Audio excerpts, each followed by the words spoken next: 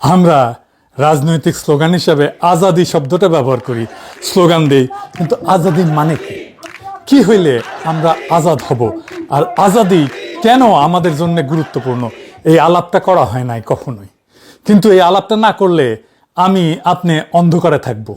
আর আমি বা আমরা আসলে কি চাই সেটা যদি পরিষ্কার না হয়, তাহলে আমরা কেউই সেটা পাওয়ার জন্য জান লড়াই দেব না। এই আজাদি ধারণা বোঝার জন্যে আমাদের দর্শনের একটা খুবই গুরুত্বপূর্ণ বইয়ের সাহায্য নিতে হবে। দর্শন শুনে আবার ডরায়েন না, একেবারে চালাইয়া বুঝে যাবেন। বইটার নাম হইতেছে হেগেলের ফেনোমেনোলজি অফ স্পিরিট। আজকের ভিডিও পুরাটা মন দিয়ে দেখলে দুনিয়াটা আপনার সামনে বদলায় যাবে, দুনিয়াটা অন্যরকম দেখাবে। আসেন আল্লাহর নামে শুরু করি। একটা দৃশ্য কল্পনা করেন, ঢাকার গুলশানের একটা অভিজাত এলিট ফ্ল্যাট। সাহেব আর বেগম বসে আছেন সোফায়, এসির ঠান্ডায়, হাতে গরম কফি, মোবাইল, চোখ টিভির স্ক্রিনে। আর পাশের রুমে মেয়েটা ঝাড়ু দিতেছে। রান্নাঘরে আরেকজন মাছ কুটতেছে, দারোয়ান নিচে পাহারায় দাঁড়ায় আছে। ড্রাইভার গাড়ির কাছে একটা প্রশ্ন করেন নিজেরে, সাহেব কি ভাত রাঁধতে পারে? পারে না। ঘর মুছতে পারে? পারে না। তাইলে এই বাড়ি তো আসলে কাজের লোকেরা চালায়, আসল কর্তা তো তাইলে তারা, তাই না? আপনার মনে এখন এখন একটা পাল্টা প্রশ্ন আসতেছে, আরে কাজের যে মেয়েদের রাগ কইরা চলে গেলে কি হবে? সাহেব আর একজন রেখা ফেলবে, তাই না? লাইনে তো অনেক লোক দাঁড়ানোই আছে। একদম ঠিক কথা। আর এইখানেই আসল প্যাচ। কাজের মেয়ে কাজ বন্ধ করতে পারে না। কেন পারে না? কারণ মাসের শেষে বেতন না পাইলে তার বাচ্চা না খেয়ে থাকবে, ঘর ভাড়া বাকি পড়বে, গ্রামে টাকা যাইবে না, ক্ষুধা তারে বেঁধে রাখছে। সে চলে গেলে সাহেবের সাময়িক অসুবিধা, কিন্তু সাহেব টাকা দিয়ে আরেকজনকে কিনে আনবে। দাস বদলানো যায়, মানে হইতেছে আসল প্রভু তাইলে সাহেব না, সাহেবের টেকা। এইবার আরেকটু গভীরে যান। টেকা জিনিসটা কি? টেকা তো শুধু একটা প্রতিশ্রুতি, অন্য কেউ তোমার জন্য কাজ করবে। সাহেবের টেকার জন্য তখনই যখন কাজ করতে রাজি এরকম লোক আছে। এখন ভাবেন যদি একদিন সব কাজের লোক, সব দারোয়ান, সব শ্রমিক, সব ড্রাইভার সব একসাথে হাত গুটায় নেয়, তখন সাহেবের টাকা স্রেফ কাগজ, কিনার মতো কেউ নাই। গোটা শহর থাইমা যাবে। মানে সাহেবের প্রভুত্ব আসলে ধার করা, সেটা দাঁড়ায় আছে কাজের লোকদের সম্মতির উপরে। যেই কাজের লোক একা, একজন অসহায়, কিন্তু সবাই একসাথে হইলে অপ্রতিরোধ্য। তাইলে আসল কর্তাকে? যার নাম কাগজে আছে নাকি যাদের হাত কাজ করে? এই সাধারণ প্রশ্নের ভেতর থেকে 200 বছর আগে এক জার্মান দার্শনিক একটা গোটা দর্শন তৈরি করে ফেলছিলেন, যেই দর্শন পরের 200 বছর দুনিয়াকে চালাইছে। লোকটার নাম হেগেল। বইটার নাম ফেনোমেনোলজি অফ স্পিরিট, চেতনার যাত্রার বই। 71-এর চেতনা না। আর হেগেলের ছাত্র কার্ল মার্কস এই প্রশ্নটা নিয়ে গেছিলেন আরো গভীরে, যেখানে আমরা একটু পরে পৌঁছাবো।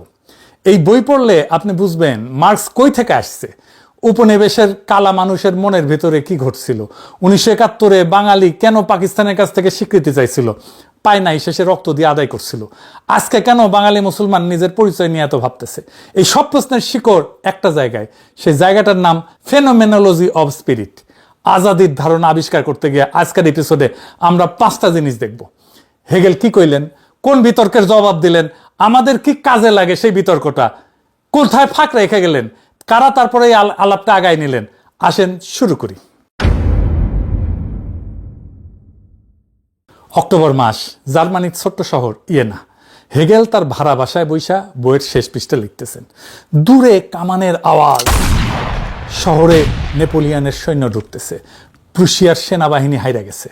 হেগেল জানালা দিয়ে তাকাইলেন, দেখলেন নেপোলিয়ন ঘোড়ায় চড়ে রাস্তা দিয়ে যাইতেছে, টকবক টকবক টকবক টকবক কইরা। হেগেল পরে চিঠিতে লিখলেন, আমি বিশ্বের আত্মা ঘোড়ায় চড়ে যাইতে দেখলাম। এটা সাধারণ কোনো লাইন না। হেগেল মনে করতেছিলেন নেপোলিয়ন একটা মানুষ না মাত্র, ইতিহাসের একটা শক্তি। ফরাসি বিপ্লব যে স্বাধীনতার ধারণা পয়দা করছিল, নেপোলিয়ন সেটা ঘোড়ায় চড়া ইউরোপের দেশে দেশে নিয়ে যাইতেছে। আর সেই মুহূর্তে, ঠিক সেই দিনই হেগেল শেষ করতেছিলেন এমন একটা বই যেটার মূল কথা হইল ইতিহাস একটা যাত্রা।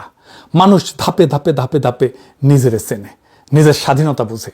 আর সেই যাত্রার ভেতর দিয়েই আমরা সবাই আমাদের নিজেদের চিনতে শিখি, আর নিজেরা যেই অবস্থার মধ্যে আছি সেটা পরিবর্তন করার চেষ্টা করি। ওটা ছাপা হইল 1807 সালে। কেন তাইলে হেগেল রে আসলে এই চিন্তাটা করতে হইল, এই চেতনার যাত্রাটা আবিষ্কার করতে হইল? আসেন সেটা বুঝে দেখি। হেগেলের আগের প্রজন্মের সবচেয়ে বড় দার্শনিক ছিলেন কান্ট। কান্ট কইছিলেন মানুষের জ্ঞানের একটা সীমা আছে। আমরা চোখ দিয়া রং দেখি, কান দিয়া শব্দ শুনি, হাত দিয়া স্পর্শ করি, মানে জিনিসটা আমাদের কাছে কেমন দেখায় সেটা আমরা জানি, কিন্তু জিনিসটা নিজে আসলে কি সেটা জানার দরজা বন্ধ। উনি কইলেন আপনার সামনে একটা কলা আছে, হলুদ, লম্বা, বাঁকা। কান্ট কইতেছেন এটা আপনার চেতনায় ভাইসা ওঠা কলা। কলাটা নিজে আপনার চোখের বাইরে আসলে কি সেটা আপনি জানবেন না। জ্ঞানের সামনে একটা দেয়াল, এই পাশে আমরা, ওই পাশে আসল সত্য। দেয়াল পর্যন্ত যাওয়া যায়, পার হওয়া যায় না। এখন এই দেয়ালটা কেন সেই যুগের মানুষদের জন্য এত বড় বিপদ হইয়া দাঁড়াইল?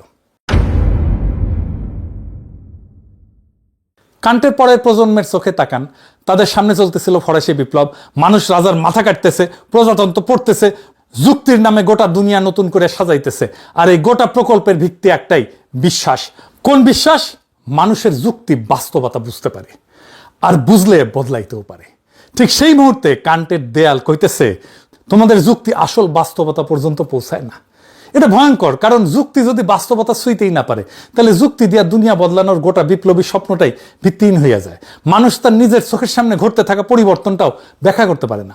তরুণ প্রজন্ম, ফিক্টে, শেলিং, হেগেল এই দেয়াল দেখে অস্থির, তারা চায় দেয়ালটা ভাঙতে। তখন হেগেল এসে কইলেন, ভাই কান্ট, আপনার এই দেয়াল ভুল। কেন ভুল? হেগেল মোক্ষম যুক্তি দিলেন। কিসের যুক্তি? উনি কইলেন দেয়াল তুলতে হইলে আপনার দেয়ালের দুই পাশে চিনতে হয়। আপনি যখন কইতেছেন ওই পাশে এমন কিছু আছে যে আমি জানি না, আপনি যে ওই পাশটা জানেন না ওটাই তো একটা জ্ঞান। কারণ ওই পাশের কিছু জানি না বলার সাথে সাথেই তখন আপনি ওই পাশটা নিয়েই একটা দাবি কইরা ফেললেন। তো সীমাটা টানার মুহূর্তেই সীমাটা পার হইয়া গেলেন। আমি যে জানি না এটাও তো একটা জ্ঞান, যে আমি এই জিনিসটা জানি না। আমি জানি না এটা এক ধরনের জানা। আর হেগেলের আসল মুন্সিয়ানা এখানেই যে আমাদের জ্ঞান হয়তো আসল সত্য ধরতে পারবে না, এই যে ভয়টা, সেই ভয়টাই আসলে ভুল। কারণ ভয়টা আগে থেকেই ধরে নিতেছে জ্ঞান আর সত্য দুইটা আলাদা জিনিস, একটা দিয়ে আর একটা ছোঁয়া যায় না। হেগেল কইলেন না, চেতনা নিজের ভেতর দিয়াই সত্যে পৌঁছায়, ধাপে ধাপে। আজকে যেটারে মনে হইতেছে জানা যায় না, কালকে সাধারণ জ্ঞান হইয়া যাবে সেটা। ইতিহাসের ভেতর দিয়া চেতনা একের পর এক সীমা ভাঙতে ভাঙতে ভাঙতে ভাঙতে আগায়। বাংলাদেশে একটা প্রচলিত কথা আছে না, পোল্টি মারা। মানে হইতেছে আগে যা বিশ্বাস করতে একজন, সে বিশ্বাসের বদল হইছে। হেগেল কইতেছে পোল্টি মারাটাই চিন্তা যে অগ্রসর হইতেছে তার প্রমাণ। এই হইল হেগেলের মূল কথা। চেতনার একটা ইতিহাস আছে, সেই ইতিহাসের একটা গন্তব্য আছে, আর এই বই ফেনোমেনোলজি অফ স্পিরিট সেই যাত্রার একটা মানচিত্র। এই বইয়ের ভেতরে অনেক অধ্যায়, অনেক ধাপ, কিন্তু একটা অধ্যায় আছে যেটা পুরো দুনিয়া ঘুরে দিছে। অধ্যায়ের নাম হইতেছে প্রভু এবং দাসের দান্দিকতা। এই অধ্যায়টা গল্প হিসাবে শোনেন। ভাবেন আদিমকাল, কোনো রাষ্ট্র নাই, আইন নাই, সমাজ নাই, একটা ফাঁকা মাঠে দুইজন মানুষ মুখোমুখি দাঁড়াইল। দুজনের ভেতরেই একটা ইচ্ছা, অন্যরা দিয়া নিজের অস্তিত্ব মানায় নেওয়া। তুমি আমারে মাইনা নাও, আমি যে আছি এটা স্বীকার করো। কিন্তু দুইজনেই একই জিনিস চায়, সে চায় অপরের স্বীকৃতি, কিন্তু কেউ কাউরে স্বীকৃতি দেবে না। তাহলে কি হয়? শুরু হয় লড়াই, যুদ্ধ, সাধারণ মারামারি না, জীবন মৃত্যুর লড়াই।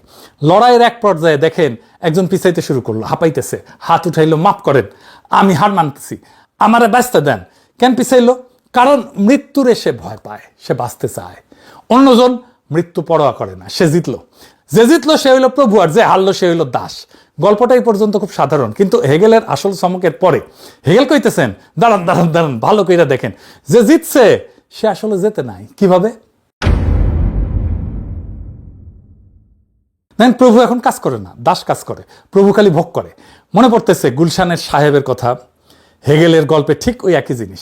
সাহেব বসে আছেন, কাজের লোক রান্না করতেছে, ঘর মুছতেছে, সাহেব ভোগ করে, দাস কাজ করে। হেগেলের চোখে সাহেব দাসের উপরে নির্ভরশীল। প্রভু দেখতে শক্তিশালী, কিন্তু আসলে নির্ভরশীল। আর একটা প্যাচ আছে, প্রভু চাইছিল কি? সমান মানুষের কাছ থেকে স্বীকৃতি, তাই না? তুমি আমারে মাইনা নাও। এখন যে তাকে স্বীকৃতি দিতেছে সে সমান না, সে দাস। সে স্বীকৃতি দিতেছে ভয়ে। ভয়ের স্বীকৃতির মূল্য আছে কি? মূল্য নাই। ধরেন আপনি একজনকে বন্দুক দেখায় কইলেন তুই আমার শ্রেষ্ঠ কবি ক, সে কইবে, কইতে বাধ্য, কিন্তু আপনি কি সত্যি শ্রেষ্ঠ কবি হয়ে গেলেন? হন নাই। কারণ আপনি জানেন তো সে ভয় কইতেছে। প্রভুর অবস্থা এটাই, সে যা চাইছিল সেটা সে পায় নাই, সে আটকা পড়ে গেছে। আর দাস, দাস কাজ করে, মাটি কোপায়, ফসল ফলায়, ঘর বানায়, কাপড় বনে। মানে দাস তার নিজের হাতে দুনিয়াটা বদলায়। ধীরে ধীরে দাসের ভেতর একটা চেতনা জাগে। সে দেখে এই ঘরের ইট আমি লাগাইছি, এই ফসল আমার ঘামের, এই দুনিয়া আমার শ্রমের ফল। দাস নিজের চিনতে শেখে কাজের ভিতর দিয়া, ঘামের ভিতর দিয়া, উৎপাদনের ভিতর দিয়া। হেগেল বলেন, শেষ পর্যন্ত দাস হইল সেই চরিত্র যার ভবিষ্যৎ আছে। প্রভু আটকা পড়ে গেছে, দাস বাড়তেছে।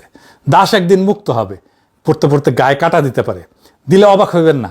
এই কয়েক পৃষ্ঠা গত 200 বছরের দুনিয়ার সবচেয়ে বেশি পড়া দর্শনের পাতাগুলোর একটা। কেন? কারণ এই গল্পটা দিয়া অনেক কিছু ব্যাখ্যা করা যায়।